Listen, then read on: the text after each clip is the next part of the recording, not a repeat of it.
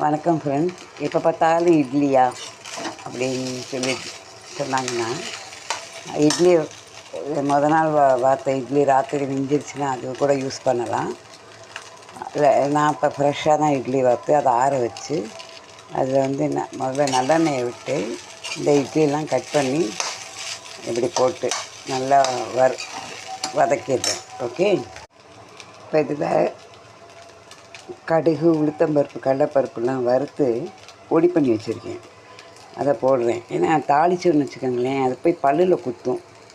அது எல்லாருக்கும் இந்த பல்லு பிரச்சனை இருக்குது. அதனால் அதை நான் பொடியாக பண்ணி வச்சுட்டேன். சரியா? அதை கொஞ்சம் போட்டுக்கணும். நான் எப்போவுமே கல் உப்பு பொடி பண்ணி வச்சுருப்பேன். அதை லைட்டாக மேலே அப்புறம் தூவிக்கணும். அப்புறமா இதுக்கு மேலே இட்லி பொடி, இட்லி மிளகா பொடி போட்டு தூவி கொஞ்சம் நல்லெண்ணெயை விட்டுக்கணும்.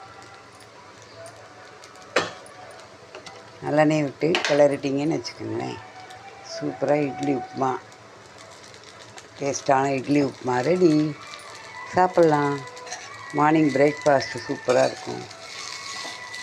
இது லஞ்சில் கூட பேக் பண்ணலாம், ஒன்றும் பிரச்சனை இல்லை. எண்ணெய் நல்லா விட்டுருக்கோம், அதனால் ஊறி சூப்பராக டேஸ்ட்டாக இருக்கும். ஓகேவா? சாப்பிடுங்க.